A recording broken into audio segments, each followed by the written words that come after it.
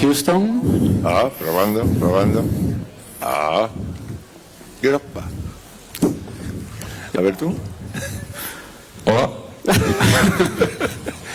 Grappa. Y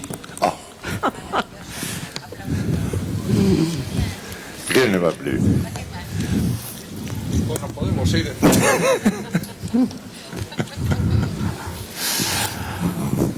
Muy buenas tardes. Primero de todo, agradecer al festival el poder participar, el propio ayuntamiento participar en esta iniciativa con el Museo en la Calle, que muchos de ustedes, los que están aquí, lo conocen y otros lo están conociendo estos días, como es el caso de Mónica y también de Raúl, de Mónica Lavín y de Raúl Tolá. Agradecimiento porque siempre que un museo de estas características pueda promocionarse en cualquier evento, en cualquier festival, tanto dentro como fuera de nuestras fronteras, es importante porque todas estas personas van a ser embajadores o conocedores también de lo que ocurre en las calles de nuestra ciudad. En las calles de nuestra ciudad es verdad que tenemos pintura, tenemos escultura, tenemos instalación, tenemos fotografía y desde el año pasado y también este año también tenemos en las calles literatura. Es importante, lo decía el otro día, que aquí en La Palma se hacen muchos encuentros, muchos festivales vinculados con actividades sobre todo deportivas. Tenemos la famosa Transvulcania, la Transvulcania de bicicletas, el no sé qué tal, la carrera de no sé cuánto, y eso ha hecho que mucha gente participe y esté dedicado a hacer carreras, a hacer comprándose bicicletas, no sé cuánto, no sé qué, y estén en ese mundo.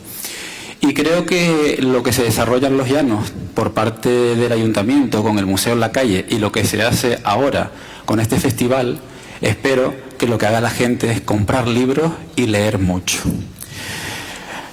Tenemos esta tarde aquí, como decía, a una escritora, cuentista también, o cuentera, Mónica Lavín. Tenemos a Raúl Tolá, periodista, escritor. Y tenemos también a Fernando Belver y Javier de Juan, que son artistas plásticos y también son cuenteros o cuentistas. Vamos a hablar, como pone el programa, el arte en el aire, en los Llanos de Aridane. Vamos a hablar del museo en la calle, que se despliega por toda la ciudad. Y voy a intentar hacerlo directamente, porque hemos hecho un paseo, lo han conocido.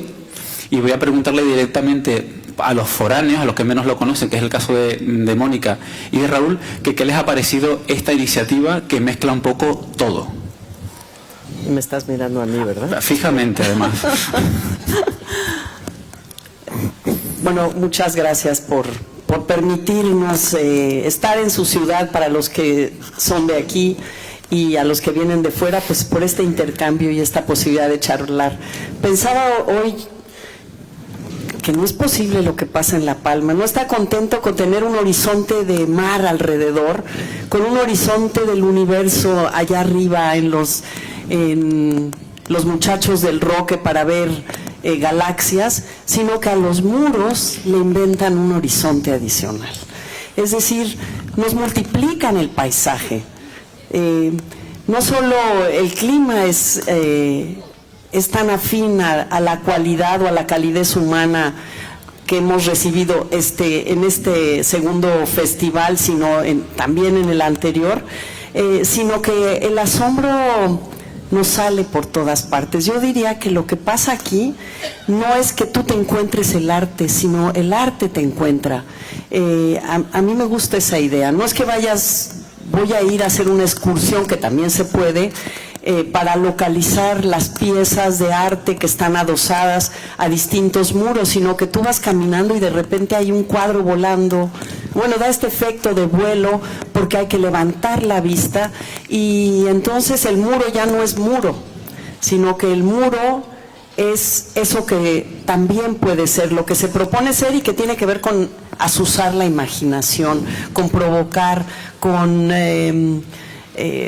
sacudirte con algo que la vista no estaba esperando y que con lo que la vista se halaga, con lo que la vista siente que hay un guiño con la inteligencia, con la sensibilidad, con la hazaña humana que es el arte.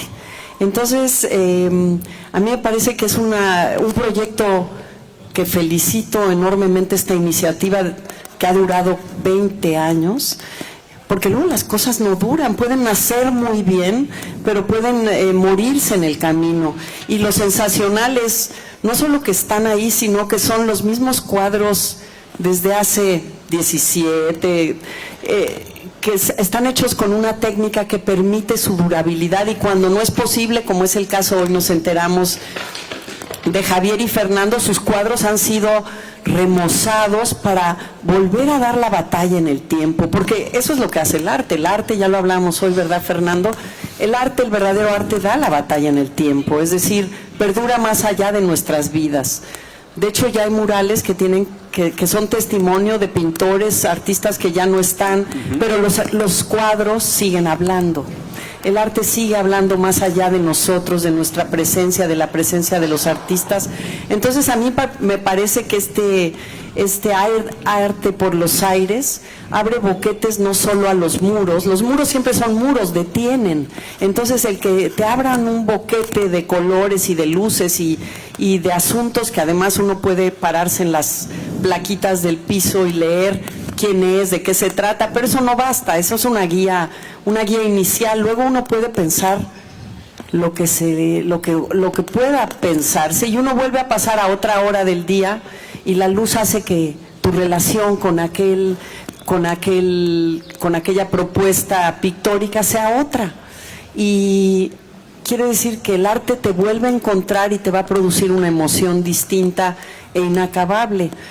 Se parece al color del cielo, no importa cuántos amaneceres y atardeceres veamos, nos siguen sorprendiendo.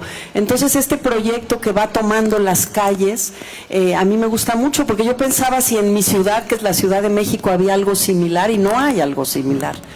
Lo que hay es algo que pasa, digamos, a trasmano de la voluntad de alguien. Si una casa está abandonada, uno no sabe cómo, 2 días después, esa casa, esos muros están llenos de grafiti. O sea, una enredadera de colores y a veces con propuestas estéticas interesantes, a veces meramente una especie de toma de este muro no es de nadie, entonces es de un colectivo anónimo que no sabemos quién es. Pero ese es el arte callejero que nos sale al encuentro, que es muy interesante porque tiene algo de agresión, pero también tiene algo de la noche nos pertenece y nosotros pintamos cuando ustedes no nos ven. Ese es el tipo de manifestación callejera. De repente se institucionaliza el grafiti, ya hay algunos túneles donde ya se firman, esta digamos fuerza plástica un poco al garete ha sido encauzada, pero este proyecto donde además los artistas vienen y se instalan aquí, porque Ricardo nos contó y nosotros pudimos platicar con los artistas de la experiencia de venir. Eso no lo hacen en otro lado, lo hacen aquí en La Palma, en distintos espacios, con un anecdotario muy jugoso que yo creo que valdría la pena incluso recoger en algún libro. O sea, del proceso de pintar, porque los vemos ahora puestos en el muro, pero tienen una historia además detrás. Entonces yo creo que es un proyecto que tú nos contabas que ya los niños, hay generaciones que han crecido con una naturalidad frente al arte, que no es una visita a un museo, sino la ciudad museo, la ciudad aire, está labrando una sensibilidad y una naturalidad que yo creo que es muy importante, con un lenguaje que no les está diciendo cómo hay que pensar, cómo hay que sentir, sino que son libres de hacerlo. Y yo creo que el arte tiene que ver con la libertad y la posibilidad de ser y de manifestarse de distintas maneras. Exacto, muchas gracias. ¿Raúl? Sí.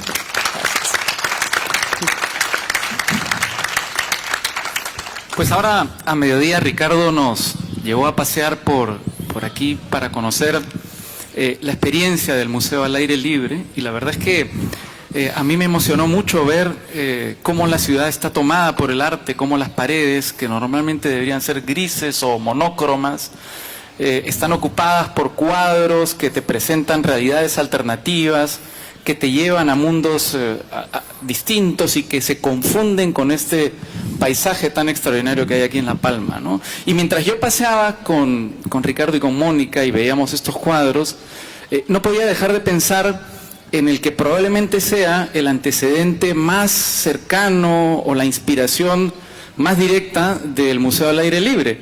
Y yo voy a ser muy esquemático porque no soy un especialista sobre esto y es una temeridad hablar de los muralistas mexicanos estando con una mexicana y con dos pintores. Pero sabrán que los grandes muralistas mexicanos surgen gracias a una iniciativa de Vasconcelos, que se pregunta en un momento cómo hacer para educar a la población tomando en cuenta que en México había tanto analfabetismo, ¿no? Entonces integra y propulsa las carreras de Orozco, Siqueiros, de Diego Rivera, que empiezan a ocupar la ciudad, como ocurre aquí también, con cuadros que de alguna manera enseñaban, explicaban la historia de México, criticaban parte de la historia de México y representaban también una postura ideológica de estos muralistas, ¿no? Yo sentí que en parte esta iniciativa del Museo al Aire Libre cumple esa función, ¿no?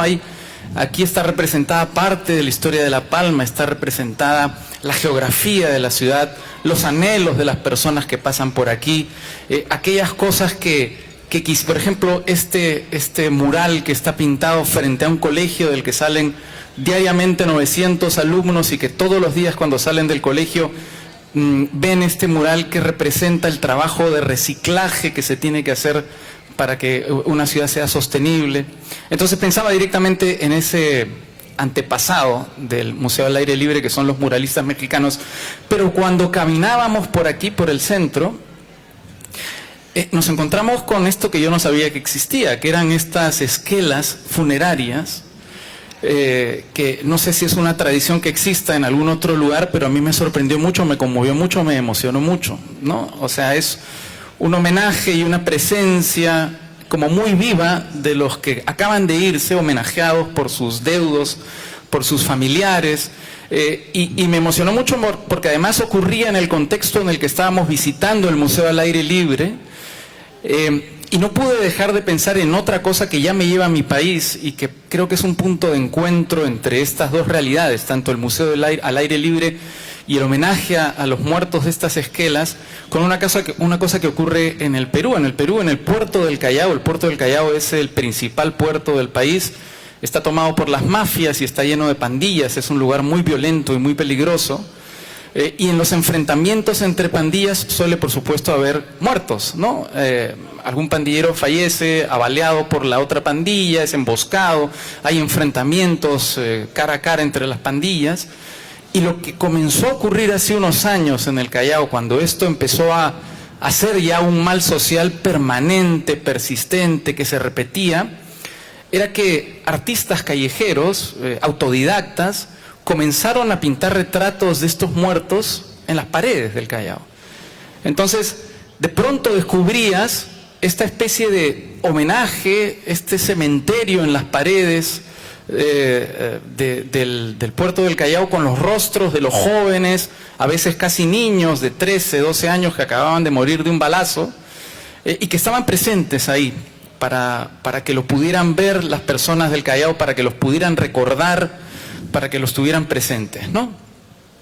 Bueno, la reacción de las autoridades del Callao y en concreto de la policía fue perseguir a las personas que pintaban estos cuadros y borrar estos cuadros de manera sistemática, porque la lógica que creían ellos que existía detrás de cada uno de estos homenajes o de estas pinturas era una especie de deificación o digamos, se elevaba casi a la condición de santos a estas personas que en la práctica eran en realidad delincuentes. Entonces había una persecución de este arte callejero, de este arte, digamos, vinculado al pandillaje.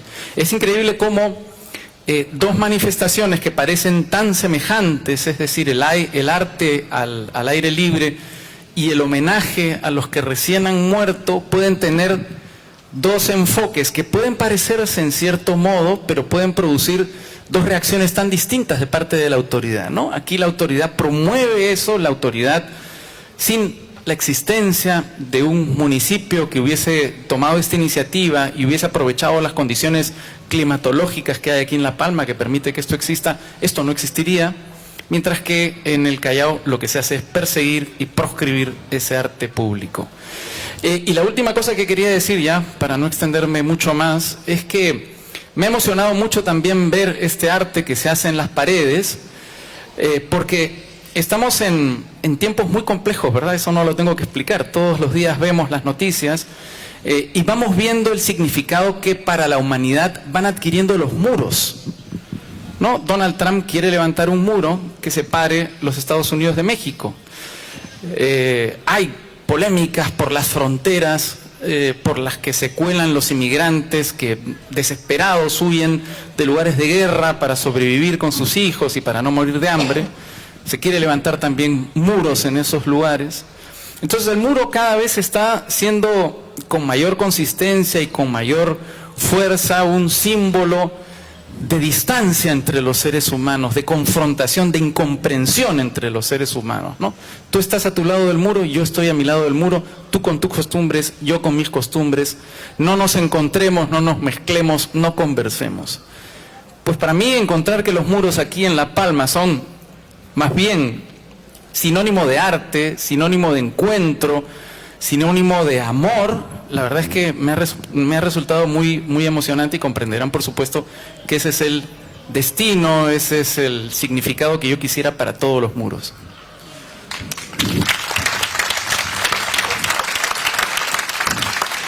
Muchas gracias. Muchas gracias, Mónica, por tus palabras. Raúl, igual, muy emocionante. La verdad que trabajando desde el museo y que digan esto, yo creo que para todos los ciudadanos de los Llanos, de Eridane, es algo, la verdad, que realmente muy bonito y muy cariñoso también. Una palabra que dejamos de utilizar mucho, la palabra cariño, y que deberíamos utilizar mucho más. Gracias por ese cariño hacia el museo. Y ahora voy al otro lado de la mesa redonda, que no es redonda ni hay mesa, y es un escenario y es rectangular, donde tenemos a dos delincuentes habituales de la intervención aquí, concretamente en Los Llanos, Fernando Belver y Javier de Juan. En el caso de Fernando, estuvo aquí en el año 2000 haciendo su cuadro Las ciudades de San Borondón, y 2 años después Javier de Juan haciendo su monumental pieza de más de 180 metros cuadrados que ya por título Hay 1000 vientos posibles, hay 1000 rumbos a elegir.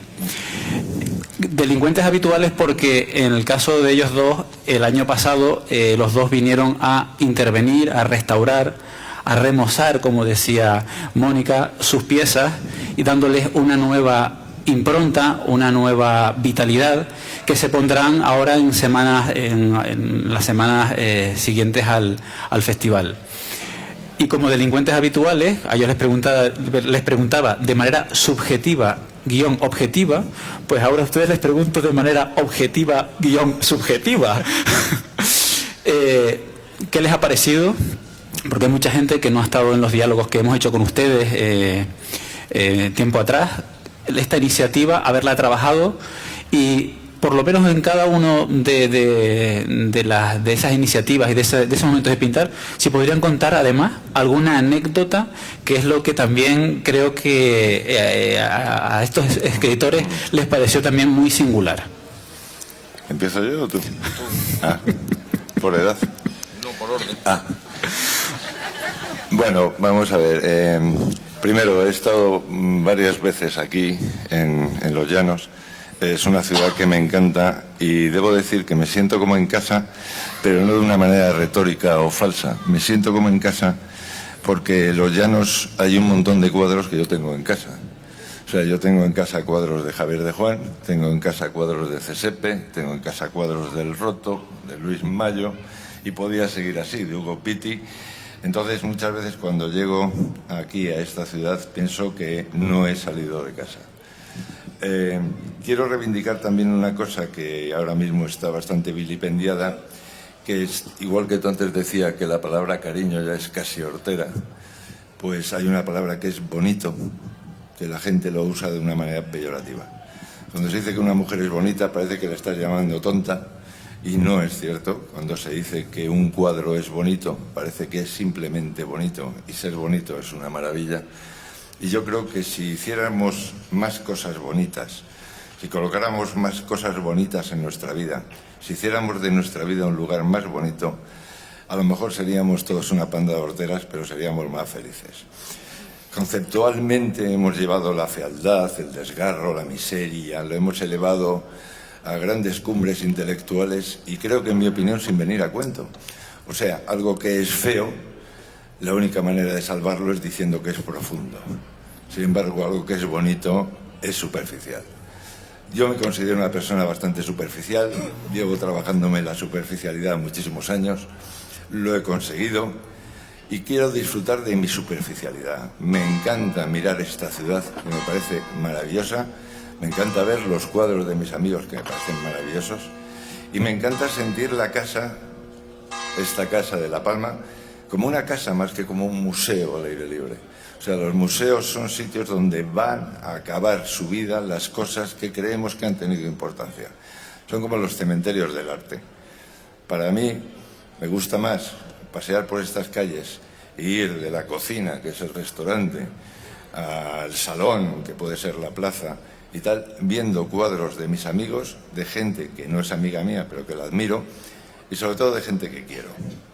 Cuando me dijo Ricardo, que es un liante, que teníamos que hacer aquí obra, cuadros del tamaño de pistas de baloncesto, pistas de tenis. Imagínense lo que es pintar todo el suelo de su salón o 3 cuartos de baño, que a veces da bastante pereza, y me dijeron que encima tenían que tener sentido y ser nuestros, que esa es otra, porque una cosa es pintar en vertical y otra en horizontal. A mí me parece un disparate, pero bueno, al fin y al cabo lo hicimos, vinimos aquí cargados de ilusión, y anécdotas, pues hubo montones. Javier tiene muchas más anécdotas que contar que yo, porque Javier es un chico al que le pasan muchas cosas. A mí prácticamente no me pasa nada. Yo me acuerdo que cuando hablé de hacer el mural, avisé y me puse en plan técnico, un poquito así como intelectual, y dije, bueno, yo, como tengo poco tiempo, me tenía que ir después a otro sitio. A mí lo que me gustaría es que yo os mando un apunte, me lo proyectáis, cogéis una persona, me crea un fondo, me lo dejéis dibujado y yo llego, como hacía Rubens, y al final lo termino, ¿no? Y cuando llegué aquí a La Palma, que tenía 3 días para pintar el mural, no de 180 metros como el de Javier, el mío es más pequeño, pero tiene sus metros, no sé cuántos tiene, pero tiene un montón. 90. La mitad, vale. Pues cuando yo llegué aquí me encontré que todas las tablas estaban muy bien colocaditas en el suelo y no había habido la proyección del dibujo, ni había habido el fondo preparado, ni nada. Me alteré un pelín, porque tenía 3 días para hacerlo. Y me pasé los 3 días durmiendo encima del mural, que era como dormir en un adosado, pintando, con varias cajas de cerveza. Vino la televisión un par de veces, no me podía ni levantar, ni podía dirigirles la palabra, parecía que era mucho más antipático de lo que soy, ¿eh? Y el último día, me acuerdo, me llevaste corriendo al aeropuerto, porque 5 minutos acababa de firmar el mural. No me dio tiempo ni siquiera a verlo de pie, que es una cosa bastante chocante, y es que te vas sin saber lo que has hecho, porque yo había hecho no sé cuántos tablones de 1,22 por 2,44 sin haberlos visto juntos, que esa era otra, se podía haber cambiado el orden y podía haber pasado cualquier cosa, ¿no? Al cabo de un tiempo volví otra vez porque tenía una exposición en Santa Cruz, me acerqué aquí, está en Tenerife, me acerqué aquí y vi el montaje. O sea que yo vi el montaje del cuadro tiempo después de terminado. ¿Qué pasa cuando has terminado un cuadro y vuelves a verlo y esta vez lo ves montado? Que te apetece subirte al andamio y seguir pintando. Pero dices, bueno, este cuadro ha tenido su tiempo, he terminado de pintarlo, ya está colgado, y entonces empieza a gustarte como si no fuera tuyo. Yo creo que las cosas deben gustarte siempre como si no fueran tuyas. Porque si no, o eres muy crítico o te alabas demasiado. Entonces yo cuando ya lo vi montado, para mí fue como acabarlo de verdad. Al cabo de unos años me volvió a llamar Ricardo y me dijo que le había dado el sol, que tal, que era bueno, que llevaban un proyecto nuevo de volver a restaurar algunas de las piezas que habían sufrido más. Y volví y me encontré un cuadro distinto con el que tuve que volver a trabajar. Entonces yo era incapaz de volver a repetir el cuadro que había hecho 12 años antes. Así que me dediqué a crear otro cuadro sobre el cuadro anterior. Fue como una segunda experiencia. O sea que yo creo que cuando ese cuadro se vuelva a colocar, es un cuadro que lleva dentro muchos y distintos cuadros en muchos y distintos momentos, lo cual lo enriquece más, porque no es un cuadro de una sola capa. Es un cuadro que ha ido ganando, como todos nosotros, aunque parezca que estamos más mayores y parece que seamos más feos, cosa que es mentira. Para mí feos son los jóvenes, que no valen para nada. Tenemos más vida, tenemos más capas y eso nos hace mucho más interesantes. Nada más.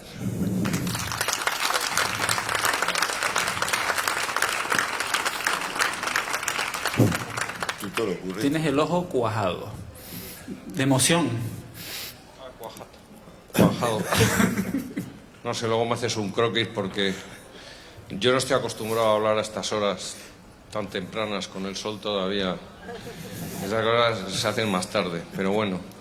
Yo lo primero que me pregunto es ¿qué hacemos nosotros dos en el segundo festival hispanoamericano de escritores? He tenido que darle una vuelta.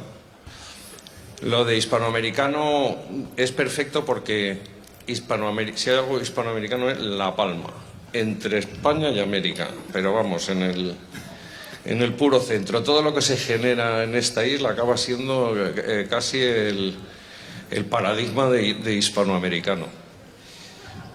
Y de escritores yo lo traduzco, que es un poco lo que justifica nuestra presencia, como creadores, porque al fin y al cabo es lo que hacemos.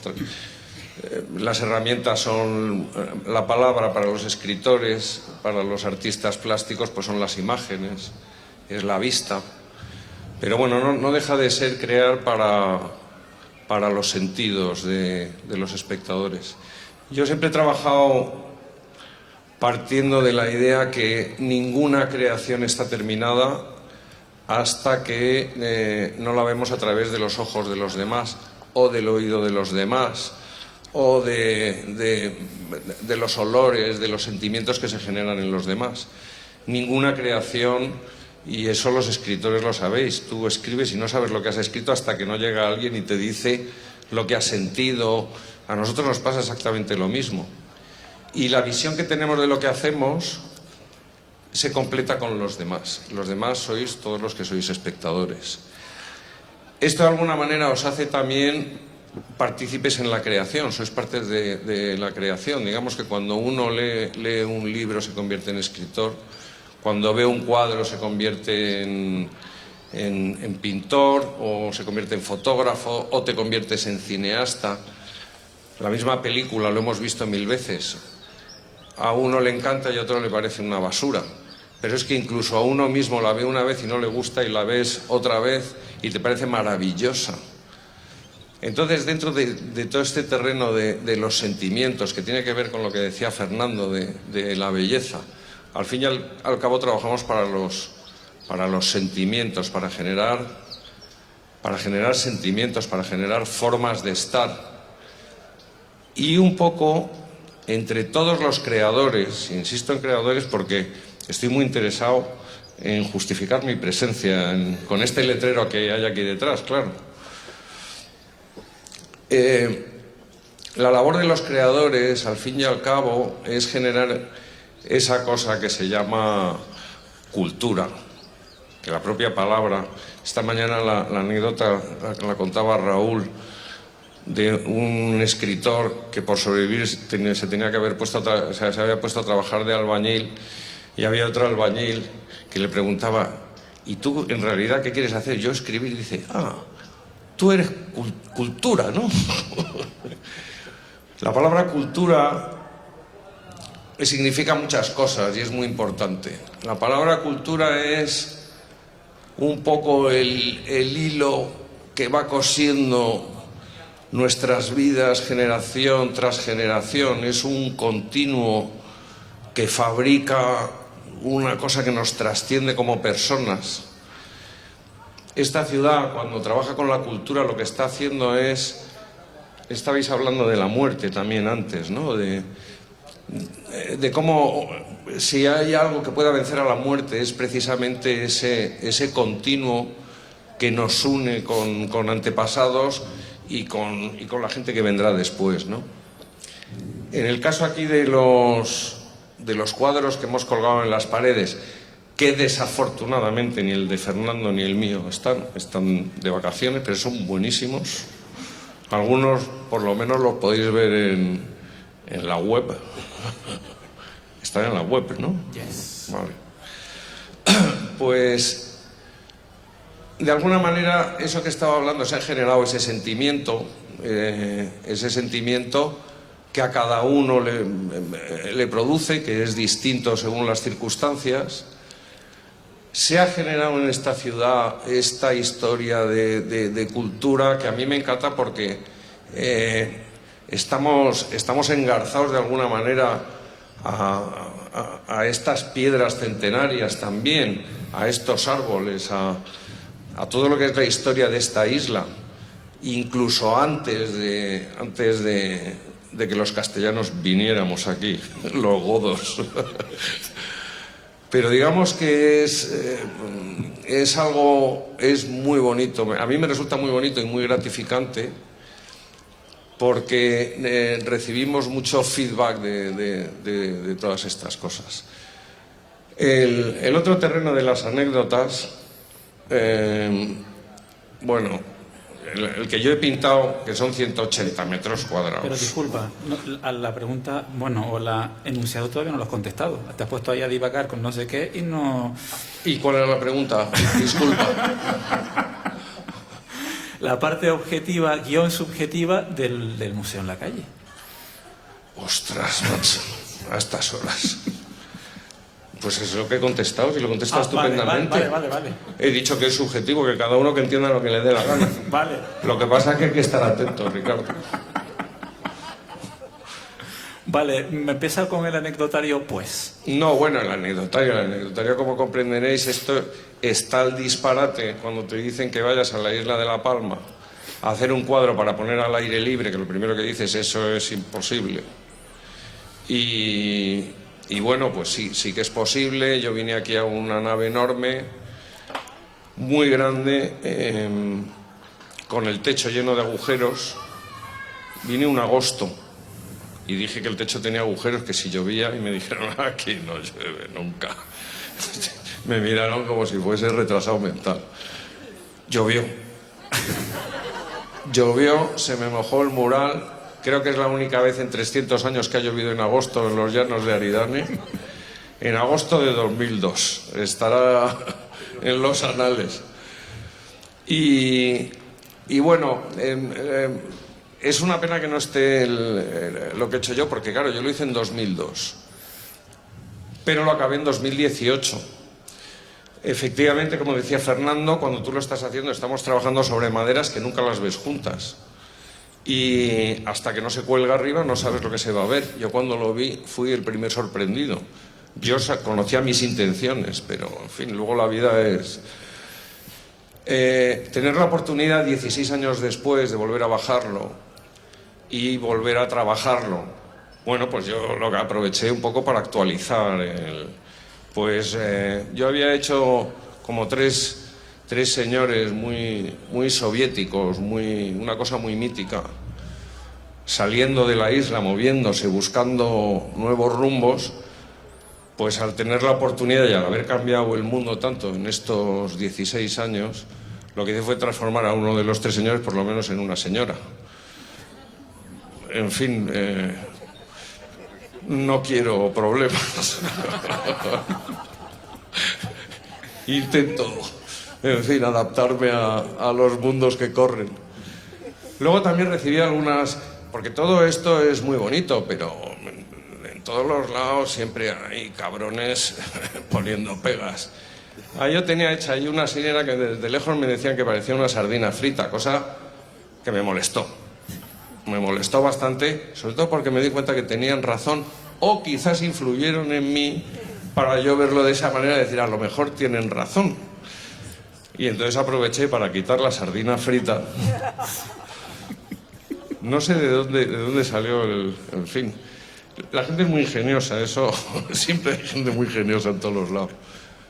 Pues nada, aproveché para arreglar unas cuantas cosas y ahora vivo un poco bueno, pues con la emoción de volver a verlo porque no lo he visto otra vez junto después. El cuadro está firmado, pone 2002-2018, pone bien grande. Eso también lo descubrí, que la firma a esta distancia no se veía. Y dije, bueno, es una firma, digo, para gente con la vista cansada, ¿sabes? Se ve, y los años también. Bueno, pequeñas lecciones, ¿no? Que son cosas prácticas un poco tontas, pero no estamos acostumbrados a trabajar con estas distancias tan enormes, con estos ángulos, estas perspectivas también, cosa que para nosotros ha sido una oportunidad estupenda. Y lo que habéis dicho todos, esto es un sitio único, no hay nada igual en todo el mundo. Yo he hecho más murales y los últimos años he estado trabajando cosas más tecnológicas, de proyecciones en fachadas, pero al final todo acaba siendo muy efímero. Y así como quedan los restos de Pompeya lo que quedan son 4 piedras y las pinturas. De las cuevas de Altamira, pues quedan son pigmentos, aceite, y ahí está. Y todas las cosas que he trabajado la última década con nuevas tecnologías muy caras de producir, todo eso está en la nube, que no es nuestra, es de Google, y Google dirá, o Google, o vendrá el de Corea del Norte y le pega un petardo, de Corea del Norte un tío de Porriño, vamos, que da igual. Los discos duros se corrompen, los pendrives se corrompen, los archivos se corrompen. Y entonces, después de todo este paso la última década por todas las nuevas tecnologías, en las que me ha ido bien, no creáis que me he quitado. El Ministerio de Industria me lo declaró de innovación. Y dije, soy innovador. ¿Y ahora qué? Y dice, nada, que eres innovador. Me dieron 2 palmadas y dije, joder. Son cosas carísimas de producir y de repente he vuelto a esto, que al final resulta que es lo que queda, que es lo más básico, es un carboncillo, es un palo quemado, dibujar con un carboncillo, con pigmentos, sobre madera, sobre telas, sobre materias naturales. Y esta ciudad al final es un ejemplo de eso, toda esta obra. Ya he hablado bastante ya, ¿no? Bueno, pues nada.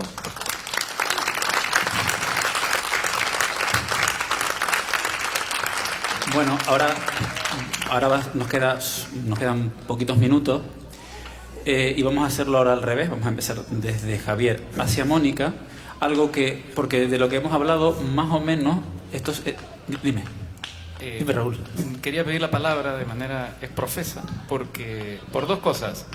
En primer lugar, porque en mi trabajo como periodista me ha tocado entrevistar muchas veces a pintores. Y es muy angustiante entrevistar a pintores porque por lo general, como son personas que se expresan con las manos y con su arte, no tienen la facilidad de palabra que hace que un periodista, digamos, en una entrevista. Pero tenemos 2 pintores que tienen una facilidad de palabra notable y que nos han explicado muy bien esto. Y yo quería pedir la palabra porque creo que es justo y que es necesario además que hables tú, para que nos expliques cómo nació este proyecto y qué es lo que sientes ahora que este proyecto está materializado, y lo que ves cuando tú caminas por la calle, ¿no? El cazador casado. ¿Cuál era la pregunta? El objetivo subjetivo. Vale. Bueno, les contaba esta mañana a Mónica y a Raúl dónde y cómo nace este museo. Nace en el año 1999, se crea una comisión porque en ese momento es el centenario de la obtención del título de ciudad. En 1899 la reina regente María Cristina le concede a los llanos, en aquel momento los llanos, el título de ciudad. Nosotros en 1999 pues se nos ocurre, bueno, ¿Por qué para conmemorar la típica plaquita que suelen poner los políticos, que les gusta mucho con la cortinita? Pues no hicimos nada de eso, y lo que hicimos es crear un museo en la calle con las características y las singularidades de que fuera, en este caso, único. Fue, la verdad, que bastante complicado, también lo hablaba con ellos, y que en un ayuntamiento el político de aquel momento apostara por esto y que sigan apostando hoy por esto, pues es la verdad que algo que es crucial. Que no la parte técnica, que somos un poco los más locos, los más colgados e ilusionados estemos con esta historia, sino también la parte que realmente donde nos sustentamos nosotros, que es la parte administrativa, la parte política lo siga sustentando. Y a partir desde ese momento, en el año 2000, esa plaquita, que son estos cuadros, porque Los Llanos no tenía y seguimos sin tener ningún lugar donde exponer un centro expositivo museístico, digamos, importante o, ¿por qué no?, decente. No tenemos un cubo blanco como cualquier otra gran ciudad. El cubo blanco lo tenemos, pero le hemos sacado la tapa, es el cielo azul, y son estas paredes que comentaba Raúl antes y que de manera, la verdad, que muy cercana, y me ha llegado bien eso, que el tema de los muros. Y a partir de ahí, esos 4 primeros cuadros, solo hubo un requisito que tenían que hablar sobre el tema de la ciudad. El cuadro de Fernando lleva por título Las ciudades de San Borondón, el de Paco Rosique, La ciudad de la mirada, el de Hugo Pitti, Boulevard de melancolía en la ciudad de los Llanos de Aridane, y el de Luis Mayo, Volcán Torre de Babel, también en los Llanos de Aridane. Ese fue, digamos, que la cicatriz que quedó, y no esa placa, que hizo que ese centenario, que Los Llanos fuera ciudad, y que sigamos siendo ciudad, intentando ser diferentes, con una política cultural diferenciadora, y que seamos, como decía, no recuerdo ahora, que seamos seguir siendo hispanoamericanos, sí, y puente. Porque sí es verdad, y me gusta comentar esto, que nosotros geográficamente somos africanos, política y administrativamente somos europeos, pero sentimentalmente somos americanos. Bueno. Y después del año 2000, pues sigue el proceso de expansión del museo hasta el año 2006, en el que el museo actualmente tiene 33 piezas, de las cuales 14 son cuadros. También tenemos mural, tenemos fotografía, también hay instalación, y con proyectos vinculados a él. Estamos en un momento de restauración, intervención de algunas de esas piezas, pero también en un momento de difusión y expansión, porque mucha gente no lo conoce y es una particularidad más que se suma a las muchas que tiene la isla de La Palma. Y así, a grosso modo, para no aburrirlos, es un poco esa historia que ha tenido este museo, la vida de este museo. Pero ahora voy a retomar yo la pregunta que les tenía y que voy a hacer un puñetero. Tanto en el cuadro de Javier de Juan como en el de Fernando se habla de algo legendario y de lo que también se ha escrito mucho. Se habla de San Borondón. Algo que también le conté a Raúl y a Mónica, que también les pareció algo como muy sui generis, incluso divertido. Entonces, de manera muy directa y corta, me gustaría que Javier dijera qué le pareció toda esta historia de la leyenda de la mítica isla, porque la trasladó a su cuadro, y después, si puede a continuación hacerlo Fernando, básicamente. Es rápido. ¿Sale San Borondón en esto? Sí, No me acuerdo. En la sardina, en la axila de la sardina. Es verdad que está así. Sí. A mí las islas me gustan mucho como concepto, como idea. Yo llevo muchos años, y hablo muchos años antes de trabajar aquí, haciendo islas. Cuando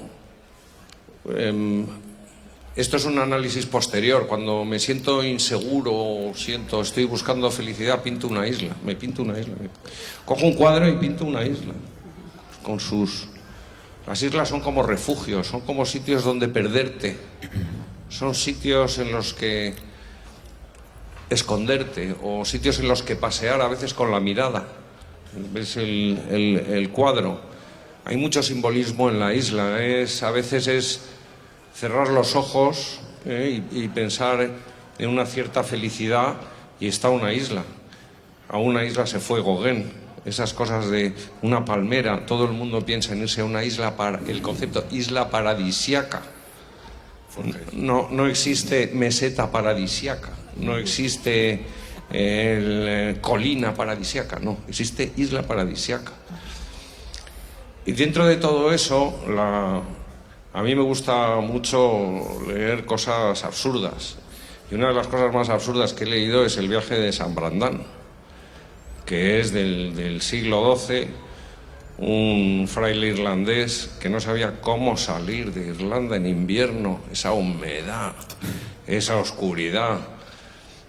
Y entonces la historia es muy bonita porque, bueno, él era un hombre estricto, y entonces pues había por ahí unos libros de estos antiguos y él los quemó, libros de maravillas antiguas, dijo esto es herético y tal. Cuenta la leyenda que se le apareció Dios y le dijo, pero alma de cántaro, ¿qué has hecho? Y entonces le condenó a un viaje por el mar, descubrir nuevas maravillas y escribir un libro con esas maravillas. Las cosas buenísimas.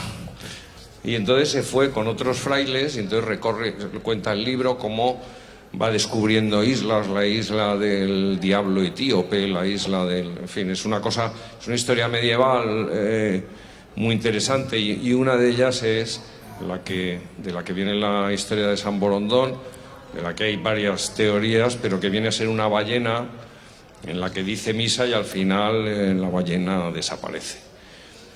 Luego, viniendo aquí, solo mirar allí hacia el mar, desde el Roque de los Muchachos, las nubes, todos los efectos ópticos, bueno, es que puede haber San Borondón, puede haber 40 San Borondones, porque en cada sitio puedes ver una, ¿no?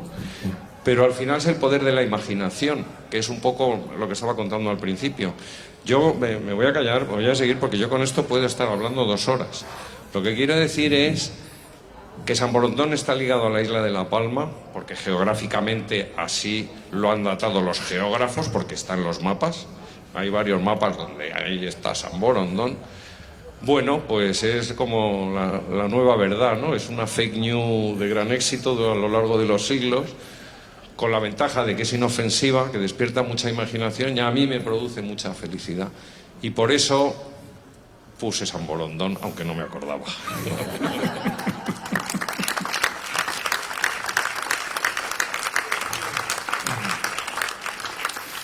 Bueno, a mí, fuiste tú, Ricardo, que me contó la leyenda de una isla que aparece, desaparece, se ve, no se ve, se la traga el mar, que hay gente que cree realmente que esa isla existe. Y sobre esa idea hice el cuadro, ¿no? Pasó una cosa después muy divertida sobre esa isla, yo acababa de terminar de hacer aquí un mural en el que las olas se van tragando esa isla y ya la isla ha desaparecido, pero van quedando palmeras, edificios, casas. Y al llegar a Madrid, un cliente con mucho dinero me dijo que quería que le hiciera el fondo de una piscina, porque le había construido a su madre, una mujer muy mayor, una piscina, y quería que le hiciera algo en cerámica. Entonces yo llegué y le enseñé el proyecto que había hecho aquí, porque me parecía muy divertido poner en el fondo de una piscina, en cerámica, todo ese desagüe llevándose todas las casas y las palmeras y tal. A este hombre le gustó el proyecto de San Borondón, que además le dije es la isla de San Borondón que desaparece en el mar, y me dijo, vale, vete a Sintra y 2 meses tienes para pintármelo en cerámica. Después de terminar de pintarlo aquí, tuve que irme a Portugal y sobre paneles cerámicos volver a pintar el mural que hay aquí, pero de manera distinta. Esta vez era como una especie de remolino de bidet que se va todo por ahí y con todas las palmeras esta vez y las casas yendo hacia el centro. Yo me quedé muy orgulloso de la obra, a él le gustó, la pusieron en la piscina de su madre, que ella salía todas las mañanas, la pobre mujer, con su batita y sus pantuflas a darse su baño. Y me llamó al cabo de un mes diciendo que habían tenido que levantar todo el sol a la piscina porque a su madre le daba pánico meterse ahí dentro. Pues si se la llevaba el remolino hacia el fondo y que se la había encontrado llorando en la escalerilla de la piscina. Esto demuestra que en estas cuestiones artísticas el éxito y el fracaso son una línea muy fina. Pasas de decir, he hecho una gran obra aquí, y de repente una señora mayor hace que vuelvan a levantar la piscina con una obra parecida. Esa es la historia de la isla de San Borondón.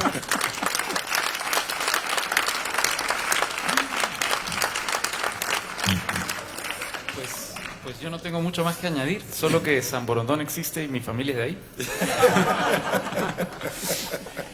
Gracias. Esta mañana yo soy una de esas personas que dice, Javier, yo creo que San Borondón existe.